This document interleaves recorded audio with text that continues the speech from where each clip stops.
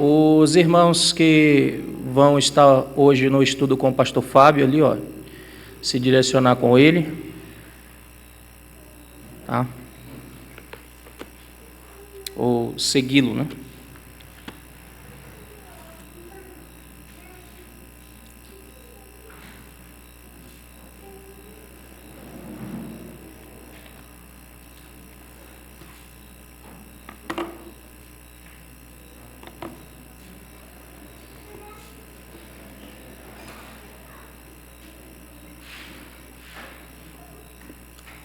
Deixe sua Bíblia aberta aí, irmãos, na segunda epístola de Pedro.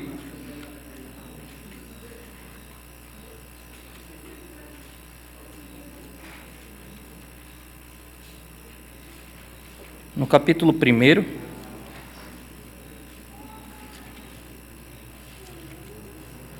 Vamos já fazer uso desse texto.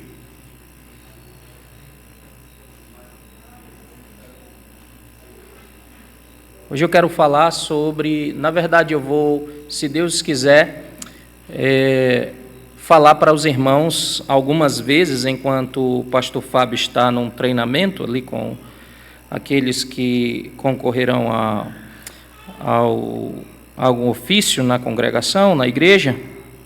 Então, enquanto ele dá esses estudos, eu vou estar dando os estudos para os irmãos, e eu quero falar essencialmente sobre a vida cristã ser uma jornada, certo? E algumas coisas eu vou falar bem basicamente, alguns de vocês talvez já sejam versados nisso, mas é bom que ouçam novamente, né? E vou dizer por quê mais adiante.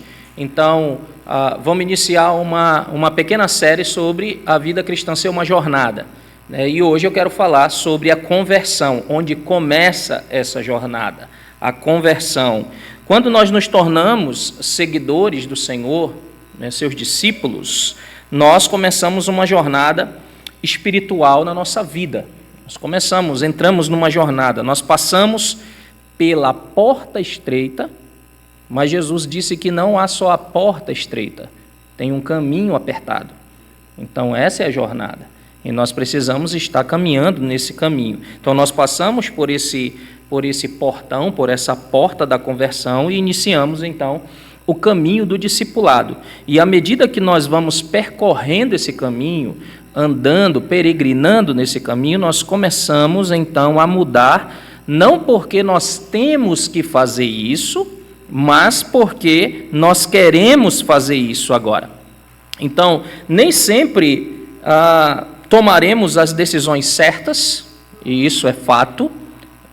Às vezes nós tropeçaremos, nós cairemos nessa jornada, mas Jesus e seus discípulos ou seus companheiros de viagem, por assim dizer, estão lá para nos ajudar a se erguer. Então, se eu tropeço, eu tenho companheiros de viagem, e não apenas companheiros de viagem, mas o próprio Cristo está lá para me socorrer. Então, quanto mais você viaja, quanto mais você peregrina nessa estrada, mais você aprende sobre Deus, sobre Cristo, sobre o Espírito, sobre a relação com Ele, como ouvi-lo, como falar com Ele, como é a sua voz. Lembra? As minhas ovelhas conhecem a minha voz, né? Então você aprende mais isso. Então tu aprenderás mais profundamente quem é Deus, quem é Jesus, o que Ele fez, quem é o Espírito Santo, o que Ele fez por nós, ou o que Ele faz por nós. Nessa caminhada a gente vai aprendendo isso. Você também vai aprender sobre andar com outros crentes, sobre como se relacionar com eles, né?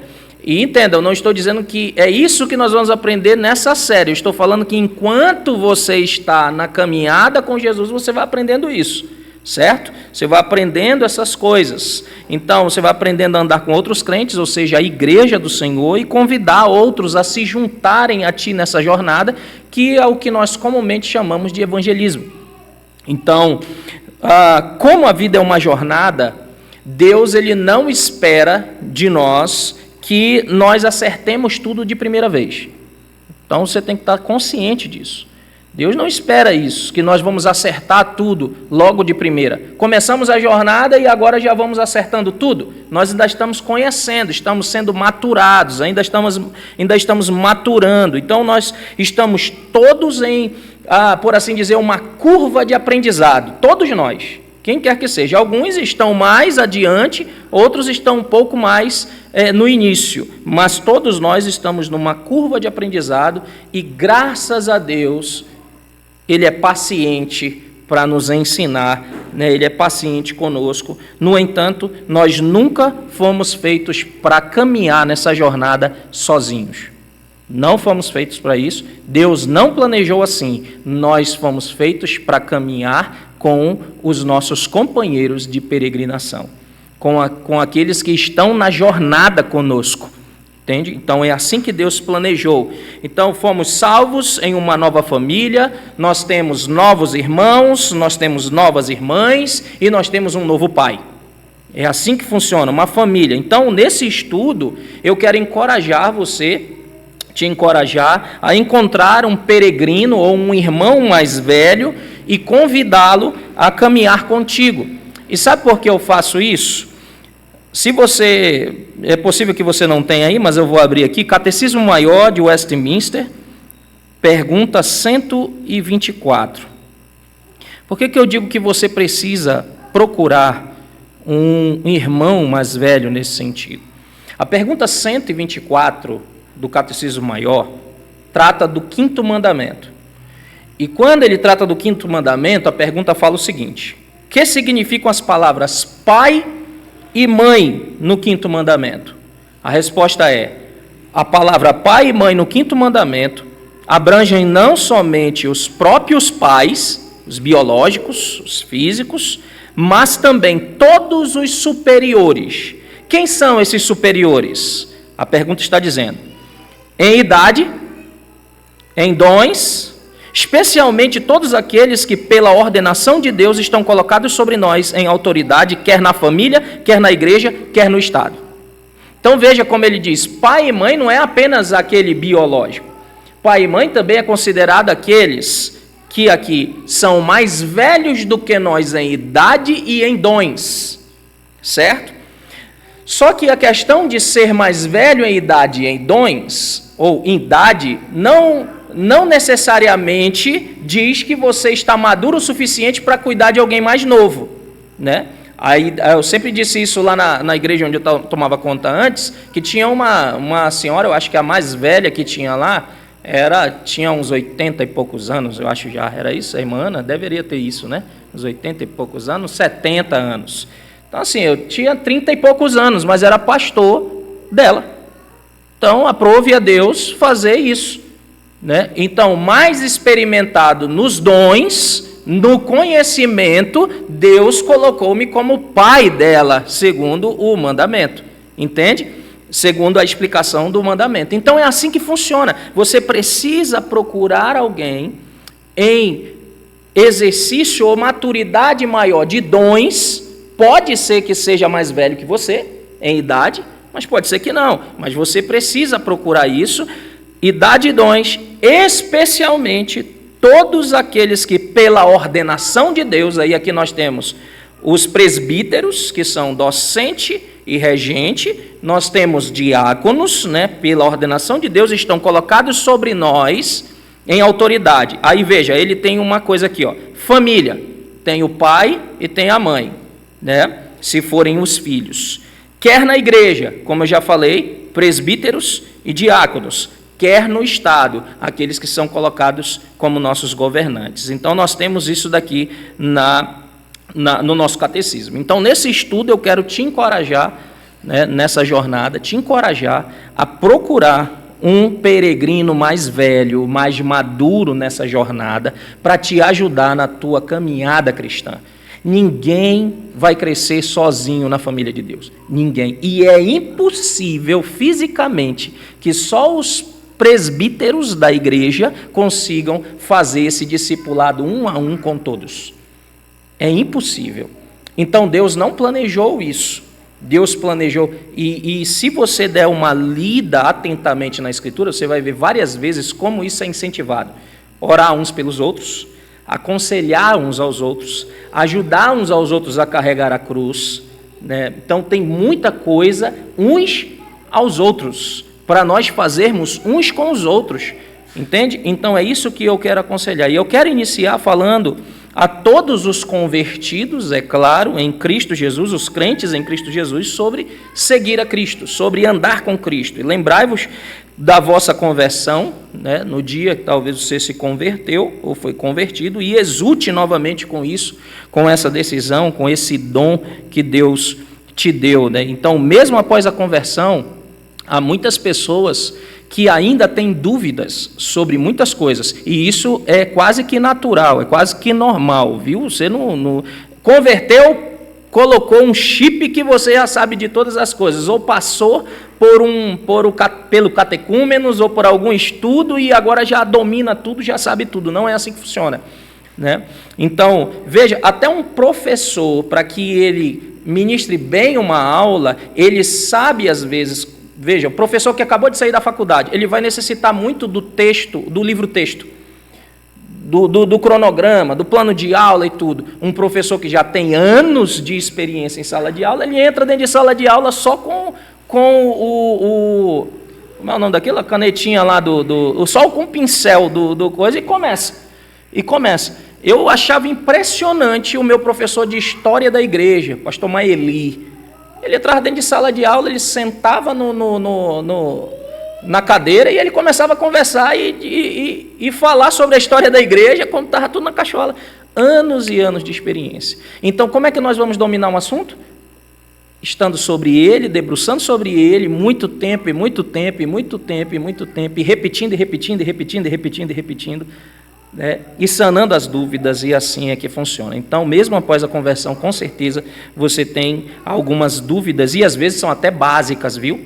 Até básicas. E as pessoas às vezes ficam acanhadas de perguntar, porque já tem um tempo, mas perguntas básicas elas têm dúvidas. E na minha experiência pastoral, tenho visto muito isso. Crentes que estão há, 20 anos já como conversos em Cristo Jesus, mas ainda tem dúvidas de coisas básicas, entende? Alguns por negligência, alguns porque, de fato, por alguma eventualidade, não chegaram a compreender, de fato, essas coisas. Então, você tem que entender isso. Se houver alguma dúvida sobre algo que eu disser, entenda que, ao longo dos próximos estudos, eu vou detalhar pontos que eu vou falar aqui nesse estudo hoje, tá? Então, embora existam muitos versículos na Bíblia que eu possa usar para isso, eu vou usar os versículos mais famosos, ou um dos versículos mais famosos de todos os tempos, as frases de Jesus mais conhecidas ao redor do mundo. Mas antes eu quero ler com você 1 de Pedro, capítulo 2, ou 2 de Pedro, capítulo 2, ou capítulo 1, perdão, verso de número 12. Por que eu resolvi trazer algo que é tão básico? Porque às vezes há pessoas que acham que isso não é necessário, mas veja que a Escritura já mostra isso. 2 de Pedro 1, 12. Por esta razão, o apóstolo Pedro está falando aqui para o povo. Sempre estarei pronto para trazer-vos lembrados acerca destas coisas.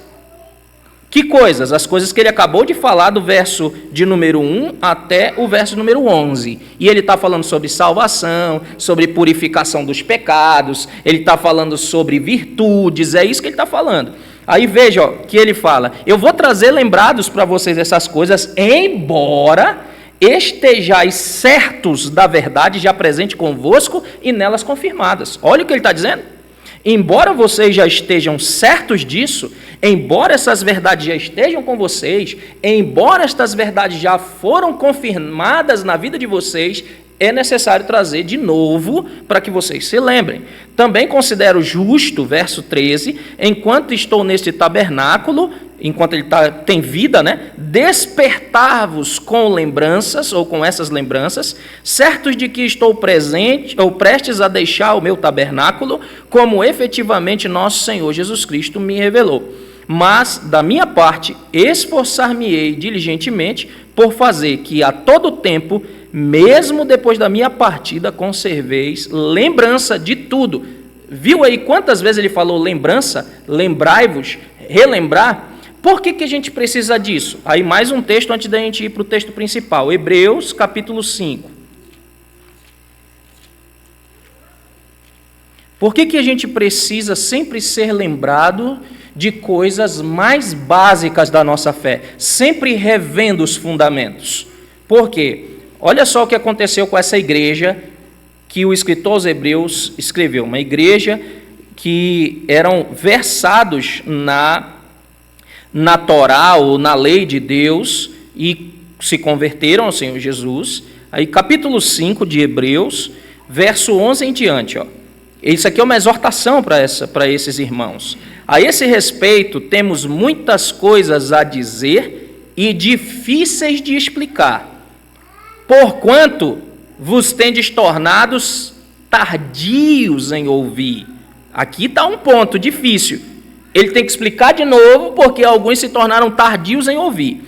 Pois, com efeito, quando devíeis ser mestres, atendendo ao tempo decorrido, tendes novamente necessidade de que alguém vos ensine de novo quais são os princípios elementares dos oráculos de Deus. Assim, vos tornaste como necessitados de leite e não de alimento sólido. Ora, todo aquele que se alimenta de leite é inexperiente na palavra da justiça, porque é criança. Mas o alimento sólido é para os adultos, para aqueles que pela prática, isso daí é importante, têm as suas faculdades exercitadas para discernir não somente o bem, mas também o mal.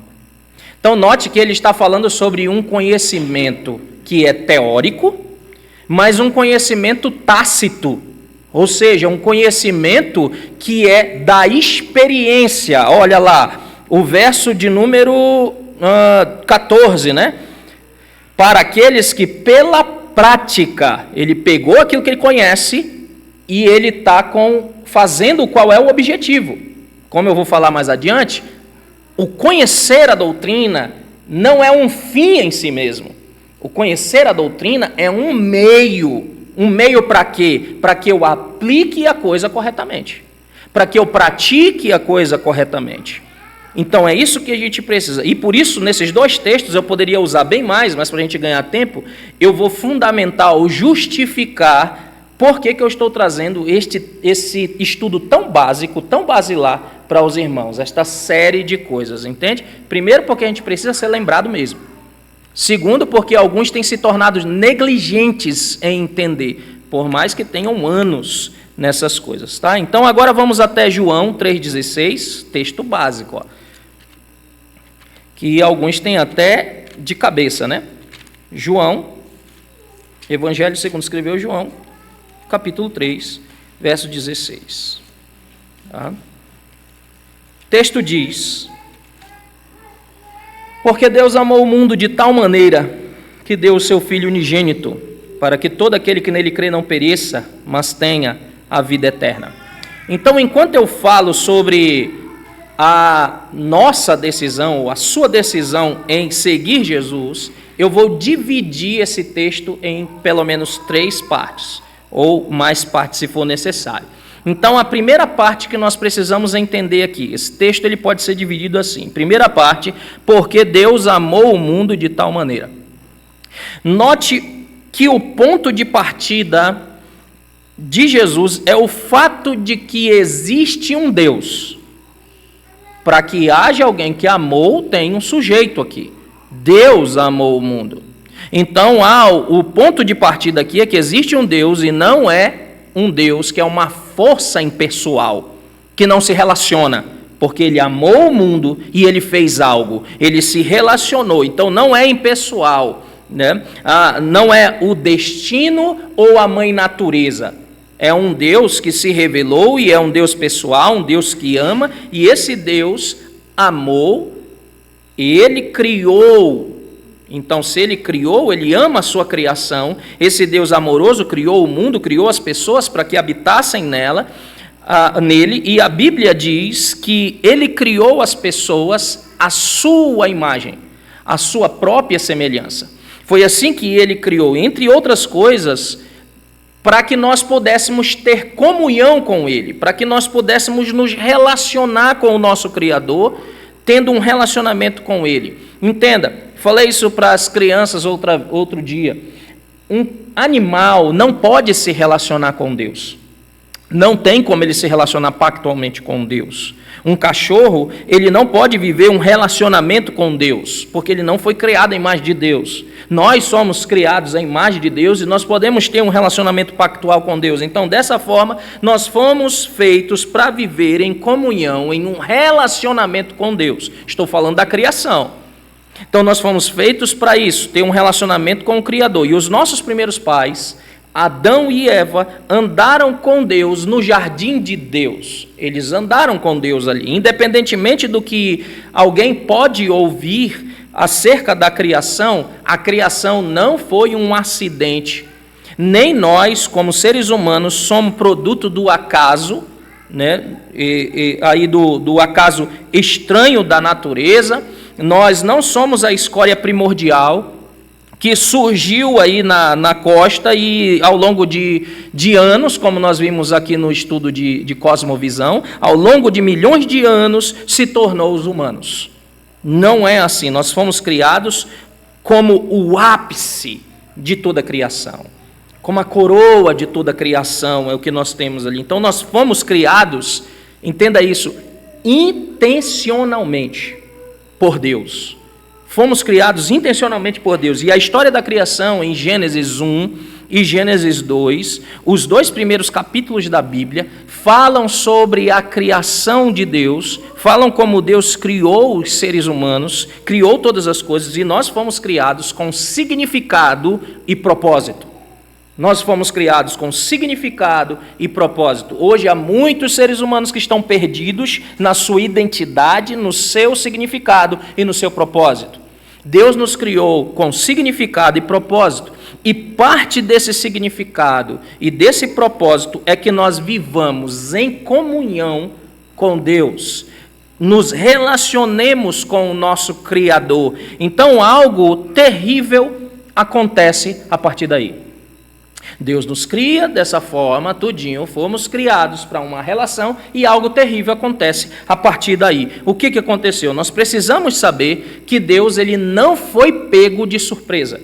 Deus não foi pego, permitam-me, de calça curta. Ele não foi pego de surpresa. Deus sabia que isso ia acontecer antes de criar todas as coisas e mesmo assim ele criou tudo. Mesmo assim ele criou todas as coisas. E isso é impressionante. Adão e Eva, os nossos primeiros pais, eles receberam uma única regra, um único mandamento. Eles receberam um único mandamento que de todas as árvores do jardim, eles podiam comer, mas da árvore da ciência, do bem e do mal, daquela árvore eles não podiam comer. Às vezes, quando eu estou lendo isso, eu me pergunto quantas vezes Adão, após ser expulso do Éden, mesmo tendo confessado a fé no Senhor, mesmo tendo se arrependido, quantas vezes ele teve uma crise de consciência no sentido de que, afligido por si, ele dizia assim, por que eu fui fazer isso? Eu tinha a árvore da vida para comer, fui comer da árvore da ciência do bem e do mal, e agora ele experimentando, eu imagino Adão experimentando todas as agruras de um mundo amaldiçoado, talvez se perguntando, tudo que eu tinha que fazer era só não comer.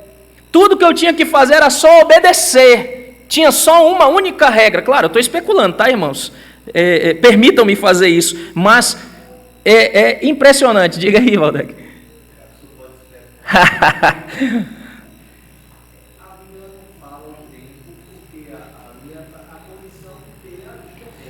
Sim.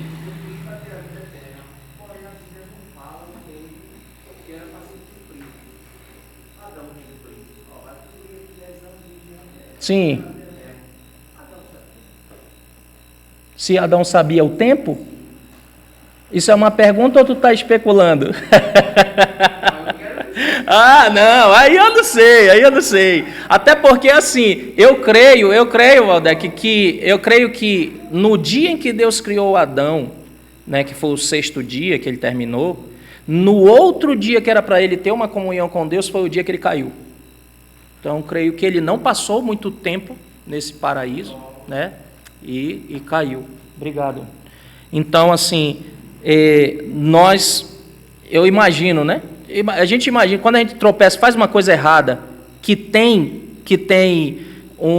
consequências duradouras disso, a gente sempre, de vez em quando se pega nessa situação, nessa consequência daquela coisa, a gente diz, maldito foi o dia que eu tomei essa decisão, né? Ou, para que eu fui fazer isso? Agora eu estou colhendo o fruto dessas coisas, né? Então eu imagino Adão tendo a mesma atitude, dizendo, rapaz, agora vai colher, vai brigar com a terra, como diz a Escritura, né, até que tu volte para ela. Então, eu não queria estar no lugar dele, embora eu também seja pecador como ele, né? Então, havia apenas uma regra que ele deveria seguir, e ao seguir essa regra, ele e a sua esposa estariam demonstrando o quanto eles amavam a Deus. Era isso. E ao não cumprir essa regra, eles demonstraram o quanto eles odiavam a Deus, o quanto eles não queriam um relacionamento com Ele. Porque o contrário de amor é o quê? É ódio. Não tem como colocar meio termo aí. Não, eu amo só um pouco e tal. Então eles demonstraram esse ódio e eles deveriam retornar para o Senhor. E graças a Deus isso foi feito, né? Então, seguindo essa regra, eles estavam dizendo sim, nós viveremos em submissão ao Senhor, nós viveremos em submissão ao teu senhorio, tu és Deus e nós não somos. Basicamente é isso que está implícito. Eles, se tivessem obedecido, era assim. E ainda, como lemos no capítulo 3 de Gênesis, Adão e Eva deliberadamente fizeram o quê? Escolheram comer ou quebrar essa regra. Eles pecaram e eles comeram, então, do fruto daquela árvore, e a consequência disso, a consequência desse pecado, é que eles se tornaram pessoas separadas de Deus. Foram separados de Deus, eles foram separados fisicamente ao serem expulsos do jardim, mas também os seus corações, o homem interior, foi separado de Deus. Então agora eles estão separados, eles eram hostis a Deus, eles estavam alienados não apenas a Deus, você vê isso na narrativa, eles ficam alienados a Deus, eles se escondem, eles ficam alienados um ao outro, e eles ficam alienados a si mesmo. Ele teve medo de se relacionar com Deus. Então, alienação em si, alienação em relação a Deus, alienação em relação ao próximo e alienação em relação à criação. Agora, por causa de todas essas, por causa da quebra de um mandamento, de uma regra que Deus estabeleceu, eles ficaram hostis e eles estavam alienados agora. É por isso que o profeta Isaías, em Isaías 59, 2, diz: as vossas iniquidades fazem separação entre vós e o vosso Deus, né, para que ele não vos ouça. Então, Adão e Eva foram separados do Senhor, do Santo Deus, do seu Criador Santo, e essa é a consequência do pecado. E a punição por viver separado de Deus, qual é? Alguém sabe responder? Morte. A morte, então, separação eterna ou permanente da parte de Deus. Romanos 6, 23 diz isso, né? A Bíblia diz que o salário do pecado é a morte. É a morte, então, separação de Deus para sempre, né? E agora era verdade para Adão e Eva, e agora é verdade para todas as pessoas, separados de Deus. Estão separados, alienados de Deus, alienados uns aos outros, alienados da criação, como eu disse, e alienados de si mesmo. Então, a Bíblia diz: todos pecaram e carecem da glória de Deus. Todos cometeram pecado, todos fizeram o que Deus nos chamou para não fazer.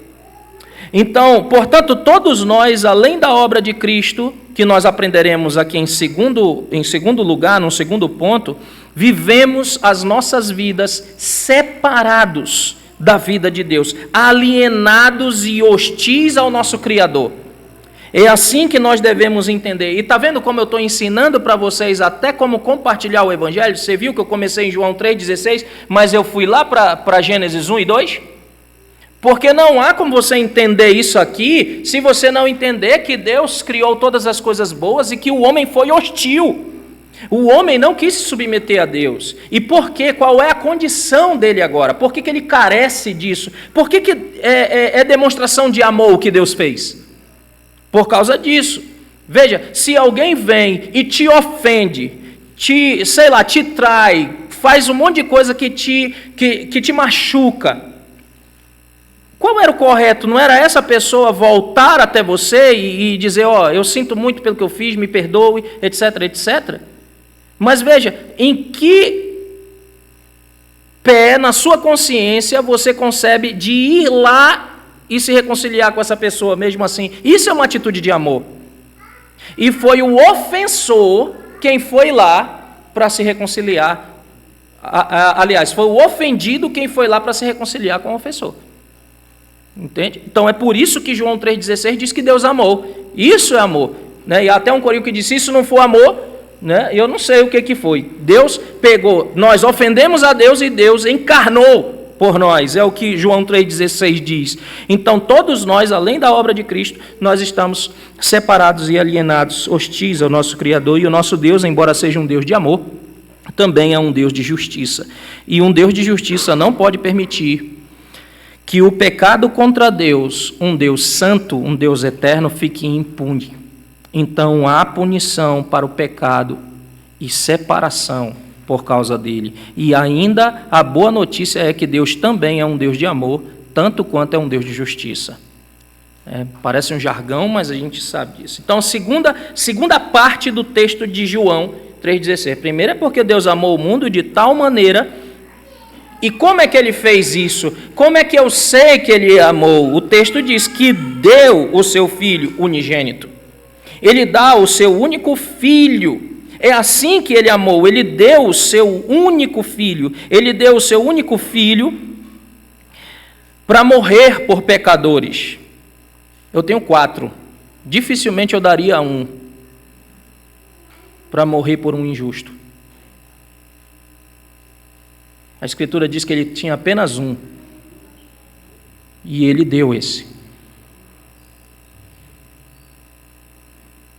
Então, é assim que ele nos amou. Ele nos deu seu Filho unigênito. Ele deu seu único Filho para viver na terra, para viver uma vida perfeita e morrer na cruz maldita.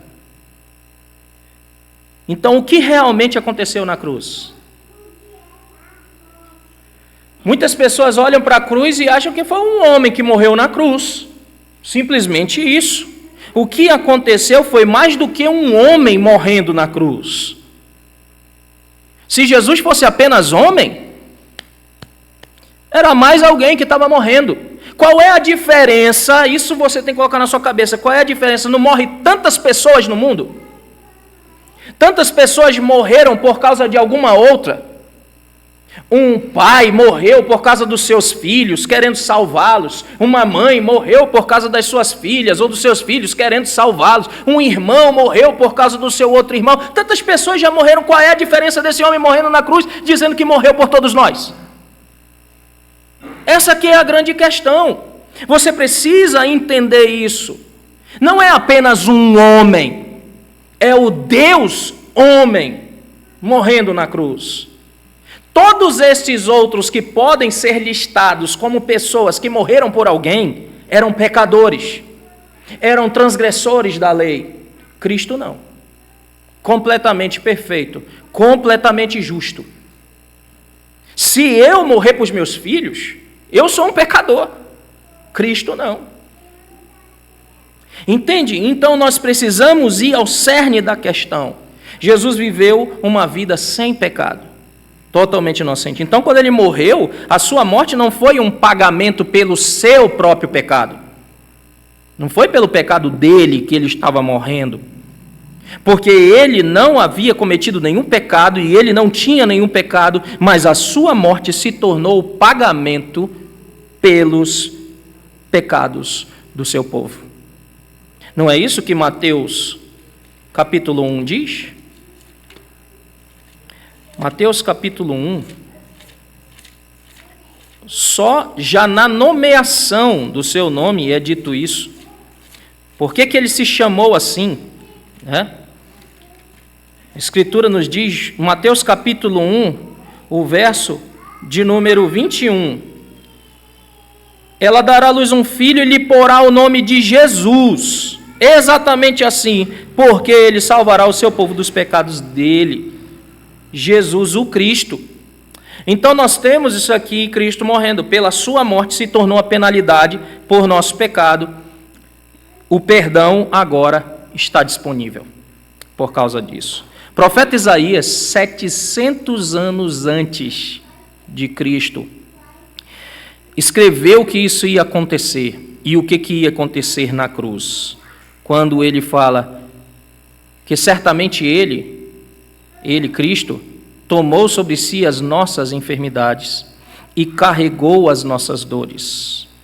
Contudo, nós o considerávamos como castigado por Deus, como aflito de Deus, atingido, afligido. Jesus carrega as dores e os sofrimentos, os nossos, e nós achamos que Deus está irado com ele. É isso que Isaías está dizendo. As pessoas disseram, olha, Deus está irado com esse homem. Porque veja o que está acontecendo com ele. Isaías está dizendo isso, mas ele, diz o profeta Jesus, ele foi traspassado por nossas transgressões, esmagado por causa das nossas iniquidades. É o que diz o profeta. O castigo que nos traz a paz estava sobre ele, pelas suas feridas, pelas suas pisaduras nós fomos curados, nós fomos sarados. E ele continua dizendo, todos nós, como ovelhas, nos desviamos ou andávamos desgarrados, como cada um de nós se voltou para o seu próprio caminho e o Senhor fez cair sobre ele, Jesus, a iniquidade ou o pecado de todos nós. Isaías 53, do 4 ao 6. É isso que o profeta está dizendo. E mais tarde, no Novo Testamento, o apóstolo Paulo ele descreve que Deus demonstra o seu amor, em Romanos 5:8. Deus demonstra o seu amor pelo fato de ter Cristo morrido por nós, quando nós ainda éramos pecadores. Eu ainda estava como ofensor dele. Eu ainda estava como alguém que não procurava por ele, que tinha o ofendido e ainda achava que tinha a razão. Ainda achava que tinha a razão. Ofendia Deus, andava distante dele e achava que ainda tinha razão. Não o procurava. Então Jesus viveu uma vida perfeita. A sua morte não foi penalidade por seu próprio pecado. Portanto, a sua morte se tornou o meio que Deus estabeleceu, o meio que Deus providenciou para perdoar os nossos pecados. O perdão, então, agora está disponível. E veja como é muito mais leviano alguém que rejeita o meio do perdão. Entende? É como se Deus está dizendo, eu estou dando o meio pelo qual tu pode te reconciliar comigo. Eu não deveria fazer isso, mas eu, como ofendido, estou dando o meio pelo qual tu pode te reconciliar comigo, como nós podemos ter uma comunhão novamente, e o que o orgulhoso, o soberbo, o verme miserável diz? Não, eu não quero. Entende? É desse jeito, irmãos. Então, a morte de Jesus preenche um abismo que estava entre nós e Deus. Esse abismo é enorme.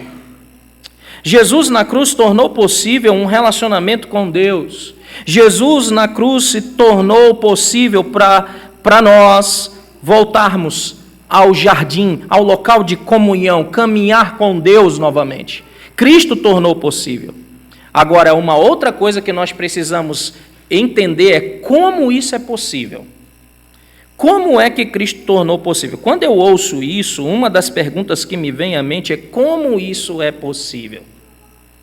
Quando pensamos sobre isso, a resposta não está na terra.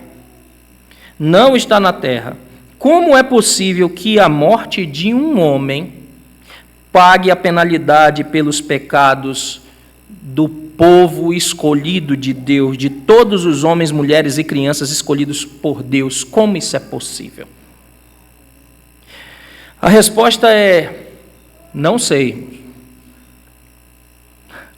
Eu não sei. A Bíblia nunca explica totalmente como isso é possível, mas ela não nos deixa no escuro. Ela nos dá alguma luz, ela nos mostra alguma coisa. E ela nos dá duas partes dessa resposta de como é possível que a morte de Jesus pague a penalidade de pecado. Primeiro, porque Deus é um Deus misericordioso. Então, uma das respostas simplesmente está no próprio Deus, no caráter de Deus misericordioso. Quando Deus quis destruir o povo, Moisés ora, e quando Deus responde, ele diz: ó Deus clemente, benigno, né? Ou assaz benigno, né? Que na ira tu lembra-te da misericórdia. Então ele faz uma lista do caráter misericordioso de Deus ali, e por causa dessa misericórdia, como diz Jeremias, é que nós não somos consumidos. Por causa dessas misericórdias, por causa da graça de Deus, nós não merecemos ser perdoados. Não merecemos. O que nós merecemos é sermos condenados eternamente às agruras do inferno. Penar nessa vida e ser condenado eternamente. É isso que nós merecemos. Naturalmente, é o que nós merecemos. Então, nós não merecemos ser perdoados. E aí, que poderá um homem dar pela sua alma? Jesus perguntou, em Marcos capítulo 8, verso 37. O que o homem pode dar pela sua alma? Me diga aí. Aí eu posso lembrar do Salmo 116, se não estou enganado. O que eu daria ao Senhor por todos os benefícios que Ele tem feito para comigo? O que eu dou para Ele? Me diz. Se o Salmo 24 diz, do Senhor é a terra e toda a sua plenitude, o mundo e tudo que nele se contém. Então me diz, se tudo é dele, o que eu posso dar para Ele? Não tem uma coisa que eu possa dar para Ele. Por isso que quando o povo de Israel tinha essa atitude para com Deus, no Salmo 50 ele diz, se eu tivesse fome, você acha que eu estou me satisfazendo porque vocês têm que fazer sacrifícios? Se eu tivesse fome, eu não te diria. Todos os animais do campo, inclusive esses que vocês estão me oferecendo, são meus. Entende porque é uma coisa terrível alguém que ganha no suor do seu trabalho, e aqui eu vou fazer uma aplicação para nós hoje, ganha no suor do seu trabalho e é mesquinho e avarento em devolver para Deus agradecendo? Porque todas as coisas são dele. Ele te deu a força, ele te deu a saúde, ele te deu o emprego, ele te deu todas essas coisas, e o mínimo que nós precisamos fazer, ou devemos fazer, é ser gratos a ele. Deus não quer dinheiro, irmãos. Não é isso que Deus quer. Por acaso Deus está pedindo de você que dê dinheiro? Muita gente acha que é isso. Deus está exigindo a tua fidelidade. É isso que Deus está exigindo. E não apenas nisso, em muitas outras coisas. E é isso que nós não entendemos. E devemos dar com alegria, entendendo o que nós estamos fazendo. Porque se isso é um peso para você, você está dando a forma sem o conteúdo. Você está fazendo, deixa eu ver se não é tão boa a ilustração, mas talvez caiba. É como uma broa. Vocês conhecem broa? Aqui? Já viu que é bonitinha por fora? Você aperta, está tudo oco. Eu não entendia porque um amigo meu gostava tanto disso. Onde ele parava, onde tivesse alguém vendendo uma broa, ele dizia, rapaz, para aí que eu tenho que comprar uma broa. A primeira vez que eu vi isso foi com ele. E aí, quando eu digo, deixa eu ver se esse negócio é tão bom. Quando eu mordi com uma vontade, tipo como quem morde um salgado, mordi com uma vontade achando que tinha substância, tinha coisa, era tudo oco por dentro. É a ilustração que Jesus diz. Há pessoas que têm só a forma e não têm conteúdo, são sepulcros caiados.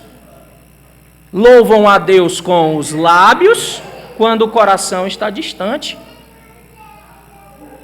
Então, que o Senhor nos livre disso, irmãos. O que eu posso dar pela minha alma?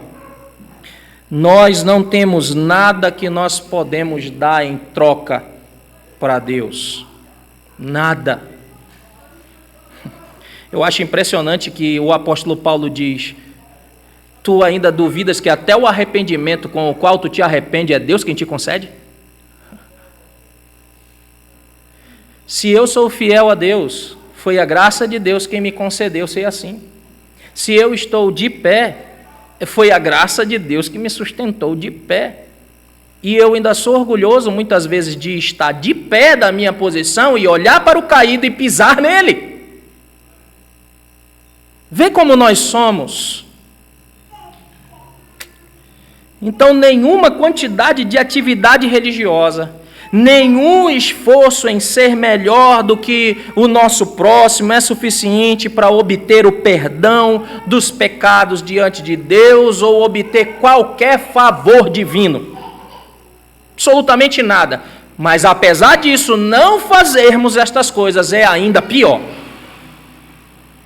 Então, a resposta está enterrada onde? No caráter de Deus. Não está na terra, está no céu. O caráter de Deus, misericordioso. Nós entendemos que nós não merecemos a salvação, mas Deus, em sua bondade, em sua misericórdia para com os pecadores indignos, decidiu que o sacrifício de um inocente, que o sacrifício daquele perfeito que não tinha pecado, poderia pagar a penalidade pelo nosso pecado, pelo pecado de outra pessoa. E isso é misericórdia. Alguém pode morrer no lugar desse pecador. Então, em todo o Antigo Testamento, até a cruz, todo o sistema sacrificial de animais é projetado para você entender isso. Para você entender que esse sacrifício é substitutivo, que a gente chama em teologia sacrifício vicário.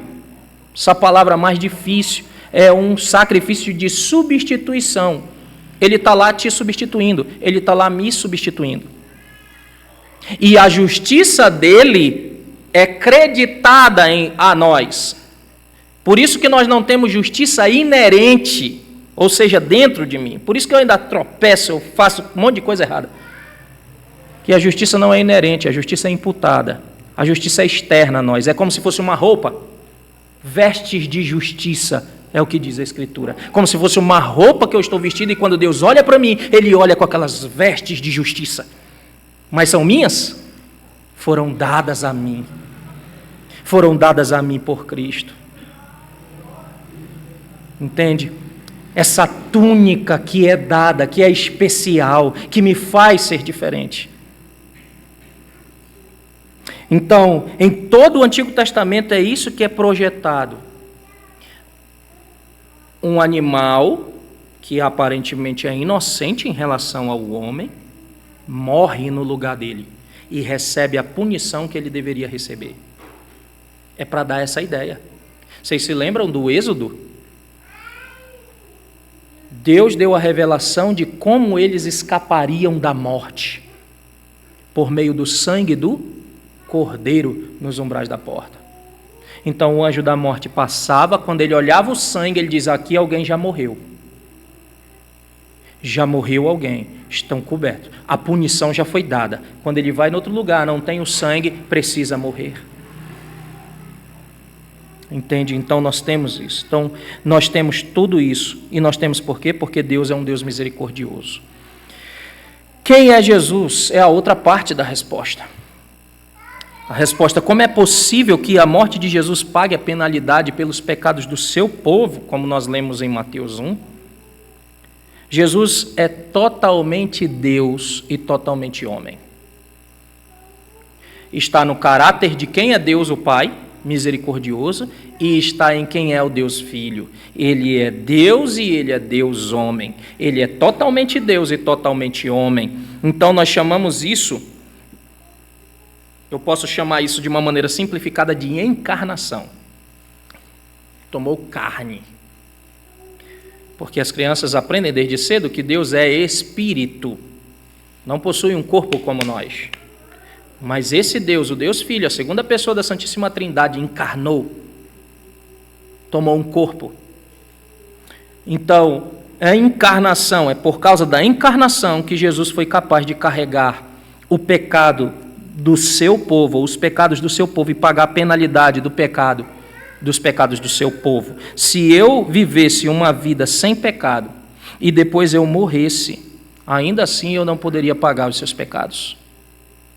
Eu não seria ressuscitado.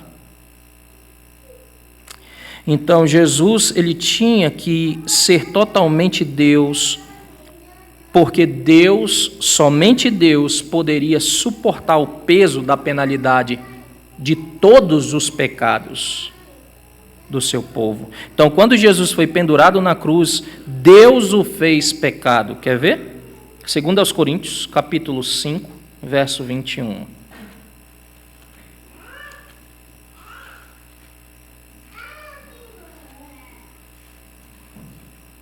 Aquele que não conheceu o pecado, ele, quem? Deus, o fez pecado por nós, para que nele, ou seja, em Cristo, fôssemos feitos justiça de Deus. Então veja isso. Não é apenas que ele foi punido, mas ele realmente foi feito pecado no nosso lugar. É por isso que Deus o abandona. Vocês se lembram lá de Gênesis? Não houve separação com o homem? O segundo Adão, lembram de domingo que eu falei sobre o segundo Adão, ou melhor, o último Adão? Cristo é o último Adão.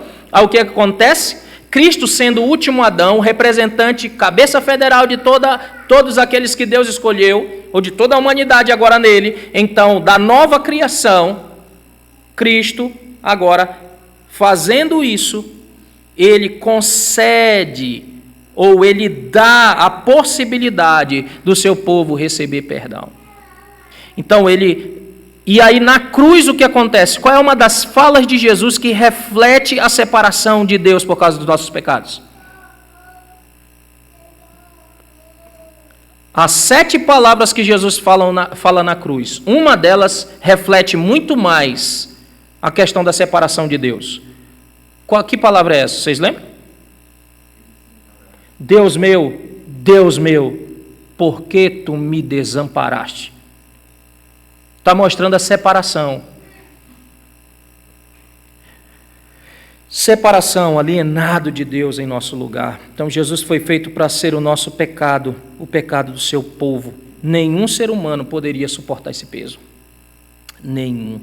E em todos os níveis seria impossível. Jesus tinha que ser Deus, como ele é, para suportar o peso de todo o pecado, todo o meu pecado, todo o seu pecado, de todas as pessoas que fazem parte do seu povo que Deus escolheu, os que Deus deu a ele, em todas as idades, em todas as épocas, em todos os tempos. Então, no entanto, há algo no coração de Deus que diz que se você vai fornecer um sacrifício para os seres humanos, também tem que ser um sacrifício humano, não apenas sacrifício como Deus, mas ele também tem que ser homem para poder representar o homem.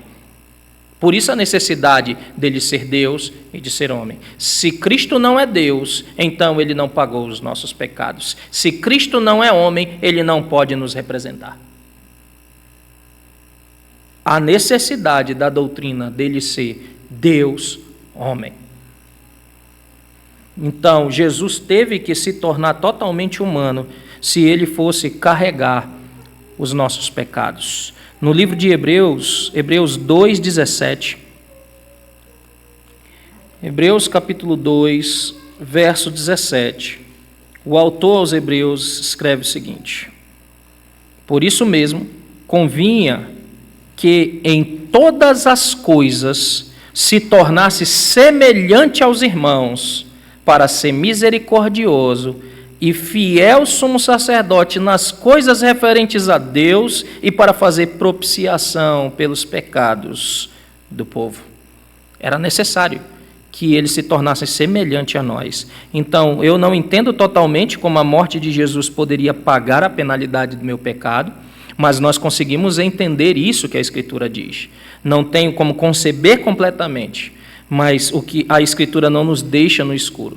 Ou seja, eu sei que está envolvido o caráter misericordioso de Deus, quem Deus é e quem Cristo é. É isso que a Escritura mostra para nós.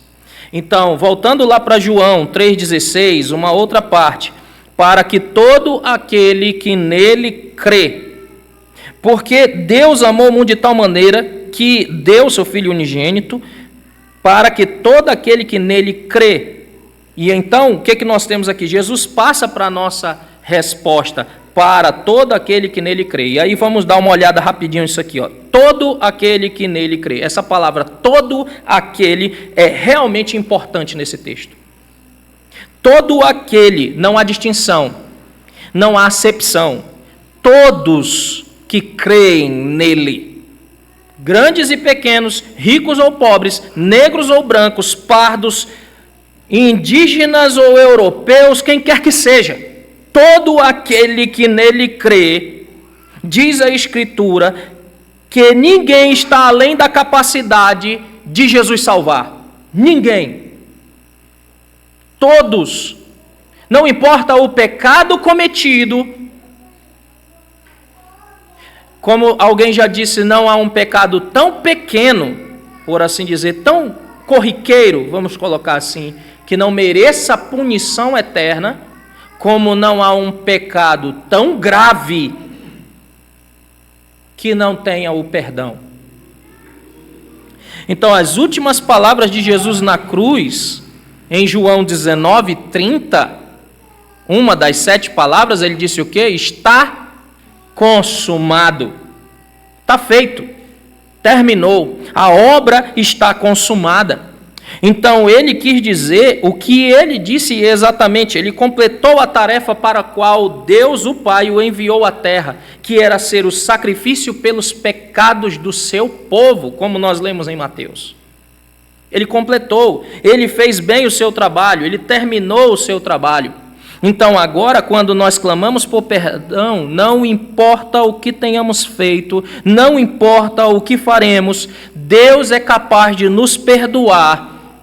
Deus é capaz de perdoar todo aquele que nele crê, todo aquele que busca o Senhor em contrição e arrependimento.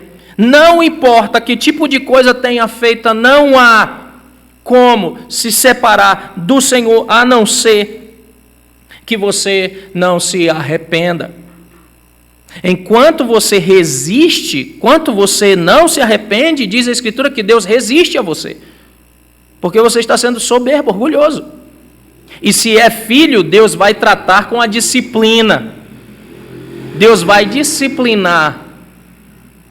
E pode ser que uma hora Ele vai te largar as misérias do teu pecado para que tu sintas essa miséria e de lá retorne ao Senhor. Como aconteceu muitas vezes com o povo no cativeiro. Como Ele disse para o povo, eu vou te enviar e de lá tu vai me clamar.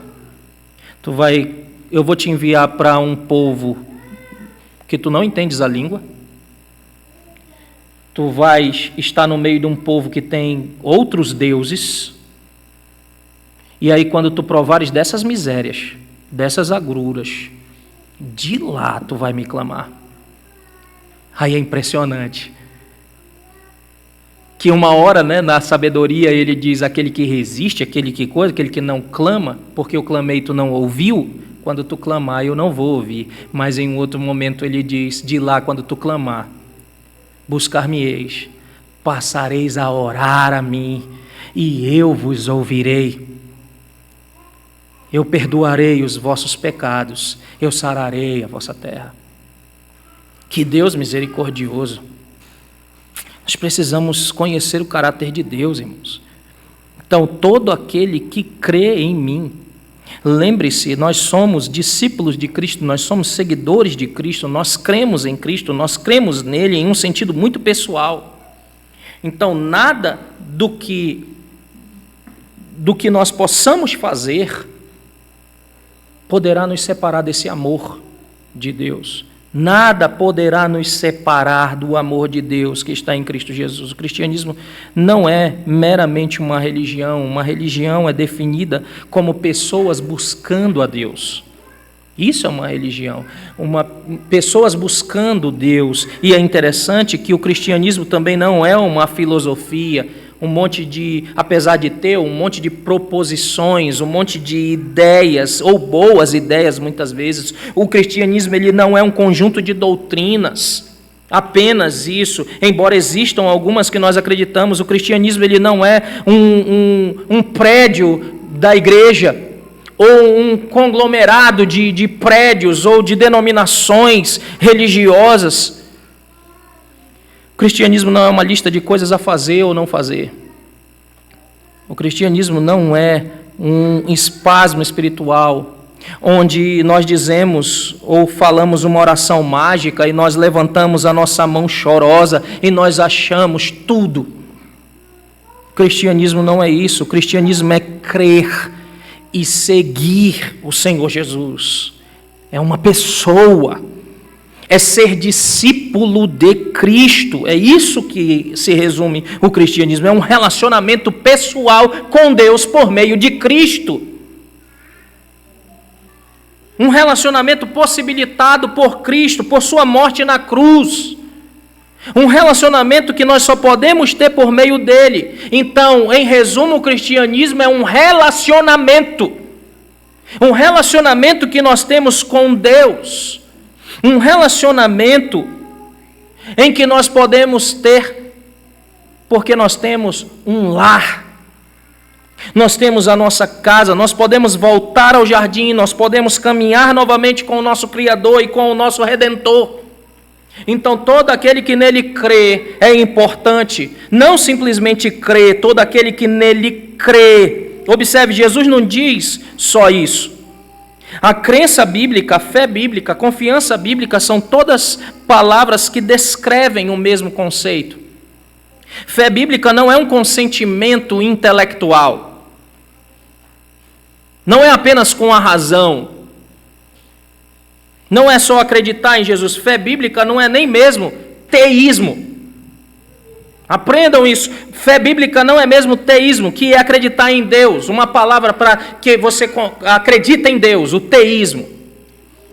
Na verdade, se alguém diz que é cristão porque acredita em Jesus, simplesmente por isso, porque acredita que Deus existe, a resposta que você deve dar a essa pessoa é: e daí? E daí que você acredita em Deus? E daí que você acredita em Jesus? E daí? Sabe por que eu digo isso, irmãos? Abra comigo Mateus capítulo 8.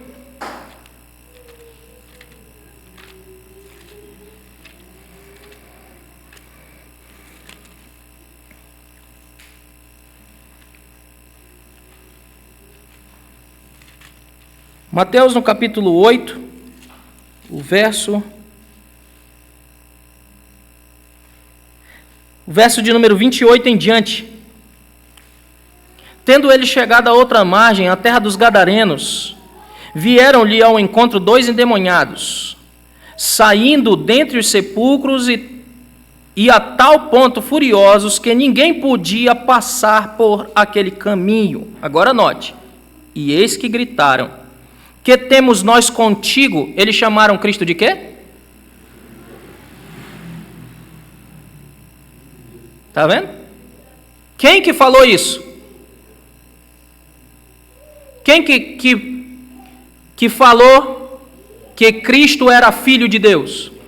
Os endemoniados, os cheios de demônio. Se eu for juntar isso aqui com que a Escritura diz, até os demônios creem e estremecem. Então é por isso que eu digo: e daí se você diz crer em Deus? E daí se você diz crer em Jesus? Ok, é uma parte, porque se tu com a tua boca confessares, mas não é só isso. Em teu coração credes. E como é que eu sei que a pessoa creu no coração? Porque a Escritura diz que ela vai dar fruto digno de arrependimento. É isso que nós temos. Então os demônios acreditam, os demônios creem, que estremecem. Quando os demônios vão chegando até Jesus, eles sabem exatamente quem Jesus é, e eles dizem: que nós temos contigo, filho de Deus? O que nós temos? Os demônios são teístas, irmãos. É incrível isso. Eles sabem que Deus existe. Eles sabem quem é Jesus. mas os demônios não estão tendo um relacionamento com Deus. Os demônios não têm uma relação pactual com Deus. Fé bíblica não é apenas mero consentimento intelectual. Não é apenas isso. Nem é teísmo, nem é acreditar que Deus cuidará de todas as nossas dores, de todos os nossos sofrimentos, apesar de estar incluso. Fé bíblica não é apenas acreditar que Deus vai mudar as nossas vidas, que Deus vai nos dar propósito e alegria, embora Ele faça essas coisas. Nada disso é conversão. Conversão é uma experiência daqueles que creem no Senhor e que desfrutam de um relacionamento com Deus por meio dessa fé que foi dada a eles por Deus. Porque a fé é o quê? O que é a fé? Um dom. Um dom dado por Deus. Então veja, creem, é o que diz também o texto. O Novo Testamento foi originalmente escrito em grego, e em João 3,16, Jesus está se esforçando aqui, por assim dizer, para usar uma gramática grega realmente ruim para enfatizar um ponto. A sintaxe que ele está usando aqui realmente é muito ruim. Então, em toda a literatura grega registrada, ninguém usa a frase que Jesus usa aqui. Ninguém. A mesma estrutura não. Se você for traduzir exatamente, seria todo aquele que crê em nele. Literalmente seria isso. Não faz sentido, né? Não faz sentido. Todo aquele que crê em nele. E isso é uma gramática grega horrível, por assim dizer. Horrível, mas é uma teologia maravilhosa. Parece algo, é um paradoxo que nós temos aqui. Então, crença bíblica significa que nós não acreditamos mais em nós mesmos. Nós acreditamos em outra coisa, cremos biblicamente. A crença bíblica significa que nós não confiamos mais em nós mesmos. Crença bíblica significa que nós transferimos a nossa confiança de nós mesmos para confiar em Cristo. Que nós não temos mais nada em nós mesmos, que nós não temos a possibilidade de nós mesmos para Cristo. Tem toda a possibilidade. Ele fez todas essas coisas. Então, crença bíblica significa que fizemos um compromisso de confiar no Senhor Jesus e não em nós mesmos. Não em mim mesmo. Então, crença bíblica significa jogar-se aos braços do Pai, Criador, amoroso e Redentor, confiando totalmente nele em tudo para o perdão, para a salvação, para o cuidado, para a santificação, para o apoio, para todas as coisas que nós precisamos como seres humanos. Tudo. Crença bíblica significa que nós nos jogamos nos braços misericordiosos do nosso Pai Celestial. E nós confiamos nele para tudo, para tudo. Sabe, irmãos, é tão triste quando muitas vezes alguns irmãos passam por algumas lutas e sequer pedem oração da igreja. Às vezes eles acham tão banais essas coisas, mas isso é um reflexo de que muitas vezes você não está confiando em Deus para tudo. Você confia em Deus nas coisas aqui. As coisas aqui eu mesmo vou resolvendo. Ou alguém com alguma relação que eu tenho, eu vou resolvendo. Mas eu dependo de Deus para tudo. Todas as coisas são deles, ou dele, inclusive eu e você, como nós já vimos. Tudo. Crença bíblica significa que nós devemos nos jogar aos braços de Deus e confiar nele em tudo. E isso é muito diferente do que meramente crer em Jesus e dizer que ele é o Filho de Deus. É uma ação. O Salmo 23 não nos diz isso, que ele é o nosso pastor. Então nós devemos enfatizar essas coisas. Ele é quem me faz repousar em pastos verdejantes. Diz a Escritura, eu habitarei na casa do Senhor. Sabe o que é isso? Habitar na presença de Deus. Eu habitarei na casa do Senhor, na presença de Deus para todo sempre. Então a salvação não é algo que ganhamos. Quando lemos o Salmo 23 dessa maneira, nós começamos a ter uma ideia de que do que é o cristianismo e do que significa seguir Jesus, é entender que nós somos ovelhas. E, irmãos, se você não sabia até hoje, quando Jesus compara o cristão com uma ovelha, isso não é um elogio. A ovelha, dentre todos os animais, é o animal mais suscetível a doenças. Um dos animais mais suscetíveis à doença. É um animal mais difícil de você adestrar. É um animal vulnerável. Não tem defesa alguma. Viu?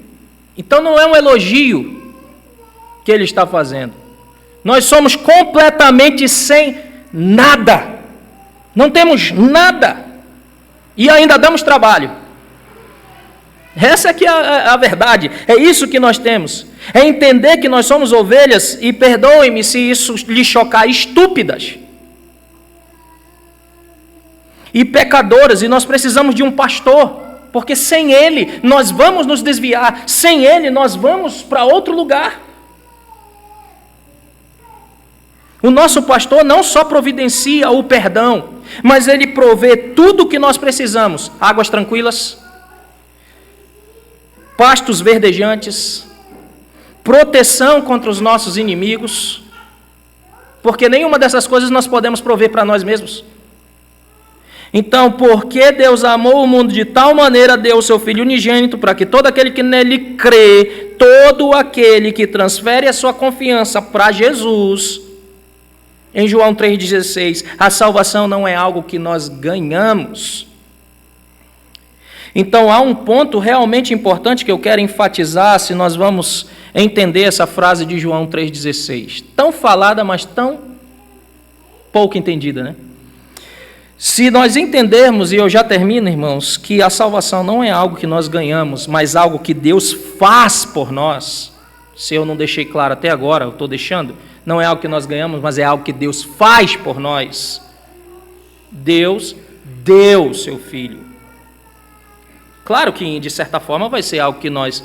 mas Deus está fazendo por nós. Então, é muito mais fácil entender que a salvação não é ações religiosas que eu faço. A salvação é pela fé, não é por obras. É muito mais fácil entender isso. Entende? Então, quando você e eu nos tornamos discípulos de Cristo, não chegamos a Ele com as nossas mãos cheias de boas ações e dizemos: olha, você me deve, eu não bati na minha esposa ultimamente, eu estou indo em todos os cultos, eu li a Escritura, eu fiz as minhas orações e o Senhor está me devendo agora.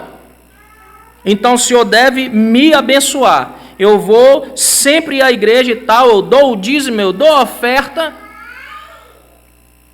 Não chegamos a Deus com coisas em nossas mãos. Na verdade, nós chegamos diante de Deus sempre de mãos vazias, porque o que nós vamos dar a Deus? Como eu já disse. Entende? Tudo vem de ti e das tuas próprias mãos te damos. É o que diz Crônicas. Das tuas próprias mãos nós estamos te dando. Então nós não merecemos o perdão ou nós ganhamos a salvação. Quando nós compreendemos o que é salvação, então entendemos que é simplesmente pela fé. Deixar de confiar em mim, no que eu faço, e confiar no que Jesus fez. Ele fez e pronto. A salvação é confiar que quando nós estamos nos braços de Deus, por meio de Jesus Cristo, Ele nos pega e nos salva. A Bíblia diz que o salário do pecado é a morte, mas o dom gratuito de Deus é a vida eterna do nosso Senhor Jesus Cristo. 3:23. Então nós somos salvos pela graça, isso não vem de vós, é dom de Deus, para que ninguém se glorie. Então, meus irmãos, entenda essas coisas, né? A última parte do texto é: não pereça, mas tenha a vida eterna. Isso daqui é para nós compreendermos que o inferno é real. Quem rejeita o Senhor será lançado para sempre nas trevas exteriores. Permanecerá para sempre separado de Deus. Lembra do começo? Vai continuar na mesma situação, separado eternamente de Deus. Mas o que Deus fez? Veja, não há amor maior do que esse, para que essas pessoas não pereçam eternamente. Deus providenciou o meio pelo qual ela não deva mais perecer. Mas ainda assim tem muita gente que prefere perecer a se reconciliar com o Senhor. Que você não seja uma dessas pessoas, que você seja um cristão, um discípulo de Cristo, que confia não naquilo que você fez, ou que faz, ou deixa de fazer, mas no que Cristo fez. E confiando nisso, você vai prosseguir em santificação dia após dia, porque você é grato a Deus pelo que Ele tem te dado. Você vai ser fiel a Deus, porque você é grato a Deus pelo que Ele tem feito por ti. É assim que um cristão deve agir. Amém? Perguntas? Manda.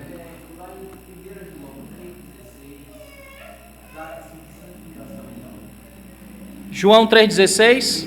1 João 3,16. Leia aí.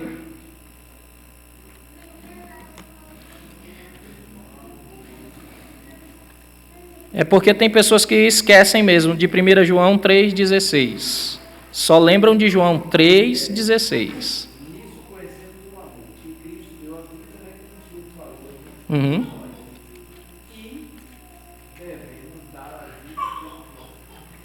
Imitando a Deus. É a santificação, como nós agimos agora. Eu cuido, né? Eu cuido do meu irmão, eu cuido dele. E o que tiver ao meu alcance para fazer, eu vou fazer para o bem-estar dele. E isso inclui repreendê-lo, confrontá-lo, não apenas ajudá-lo no momento em que ele está precisando fisicamente, mas também espiritualmente. Como é que eu posso ajudar alguém quando está precisando espiritualmente? Com orações, né? Eu posso ajudá-lo. Se alguém está triste, o que diz a Escritura para fazer? Não lembram?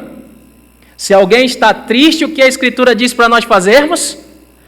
Ore. Se alguém está triste, ore. Se alguém está alegre, faz o quê? Cante louvores. É o que a Escritura diz. Está alegre, cante louvores. Está triste, ore. Está triste? Vai orar, irmão. Se você vê alguém triste, ore com ele. Então, beleza, você pode fazer isso. Mas se você vê alguém tropeçando com algum erro, você demonstra o seu amor como? Confrontando-o. Dizendo para que ele não faça mais isso. Estava falando para o estudo pessoal do discipulado aqui na terça-feira. Que é incrível, que isso é demonstração de amor, mas quantos de nós temos receio porque não queremos nos indispor com o outro? Não queremos nos indispor com o outro e aí a gente não deixa lá. Aí vai conversar com o outro e na desculpa de que, irmão, eu estou falando isso para você orar, viu? Mas na verdade se tornou fofoca, porque o que mais interessado em saber, você não foi lá, não cumpriu Mateus 18. Então é o processo de santificação, de fato. Beleza? Mais alguém? Não? Então vamos orar. Senhor, nós te rendemos graças, bendito seja o Senhor que nos ensina por meio da tua palavra. Dá bom descanso para os meus irmãos, os ajuda, Pai, a glorificar o teu nome pela vida, não apenas pelas palavras, mas principalmente pela vida. No nome de Cristo nós oramos. Amém.